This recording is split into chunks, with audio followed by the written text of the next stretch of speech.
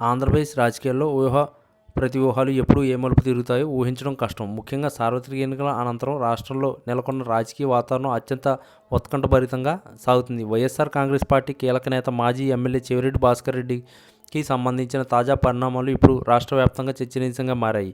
సుదీర్ఘ నిర్ణయం తర్వాత వివిధ కేసుల్లో చిక్కుకున్న చెవిరెడ్డి భాస్కర్ రెడ్డికి న్యాయస్థానం నుండి బెయిల్ లభించడం ఆయన అనుచరులకు, పార్టీ శ్రేణులకు పెద్ద ఊరటనిచ్చింది. జైలు నుండి విడుదలైన 12 గంటలు కూడా గడవకముందే తెలుగుదేశం పార్టీ అధినేత నారా చంద్రబాబు నాయుడు మరియు యువనేత నారా లోకేష్ తీసుకున్న ఒక నిర్ణయం ఇప్పుడు రాజకీయ వర్గాల్లో ప్రకంపనలు సృష్టించింది. సాధారణంగా ఒక కీలక నేత బయటకు వచ్చిన తర్వాత పార్టీలో తిరిగి క్రియాశీలంగా అవుతారని భావిస్తున్న తరుణంలో ప్రభుత్వం మరియు కూటమి వర్గాల నుండి వచ్చిన ఆ సమాచారం చెవిరెడ్డికి పిడుగులాంటి వార్తగా పరిణమించింది. గత ప్రభుత్వ హయాంలో తిరుపతి మరియు పరిసర ప్రాంతాల్లో జరిగిన కొన్ని కీలక భూ వ్యవహారాలు, అలాగే విదేశీ పర్యటనకు సంబంధించిన నిధులు వినియోగంపై ప్రభుత్వం మరియు లోతైన విచారణ ఆదేశించినట్లు సమాచారం అందుతుంది.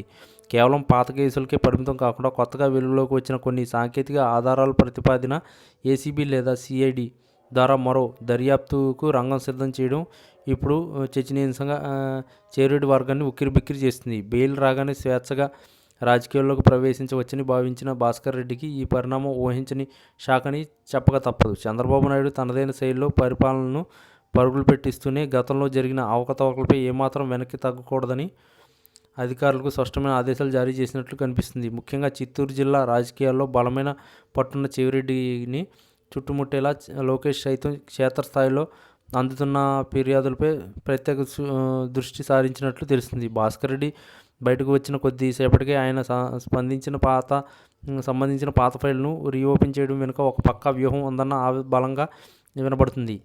వారు ఎవరైనా చట్టం ముందు నిలబడాల్సిందేనని ప్రభుత్వ సంకేతాలు ఇస్తుంది.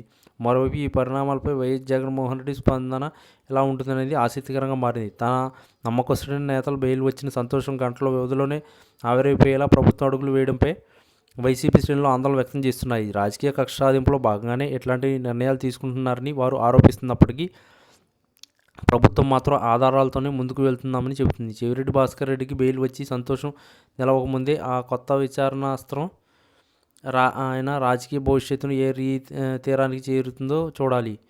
అసలే జిల్లా రాజకీయాలు వేడెక్కి ఉన్న తరుణంలో ఈ తాజా పరిణామం అటు అధికార పార్టీకి ఇటు ప్రతిపక్షానికి మధ్య యుద్ధానికి మరింత తీవ్రం చేసేలా ఉంది. ఒకవైపు న్యాయ పోరాటం చేస్తూనే మరోవైపు రాజకీయంగా తన ఉనికిని కాపాడుకోవాల్సిన పరిస్థితి ఇప్పుడు చెవిరెడ్డి ముందు ఉంది. రానున్న కొద్ది రోజుల్లో మరిన్ని సంచలన నిర్ణయాలు వెలువడే అవకాశం ఉండడంతో ఏపీ రాజకీయాలు మరిన్ని మలుపులు తిరగడం ఖాయమని కనిపిస్తుంది. ఈ వీడియో కనుక మీకు నచ్చినట్లయితే please like, share and subscribe channel.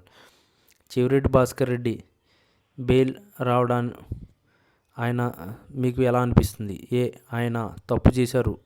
లేదు, సుప్రీంకోర్టు నుంచి ఆయన క్లీన్ చిట్ లభించింది.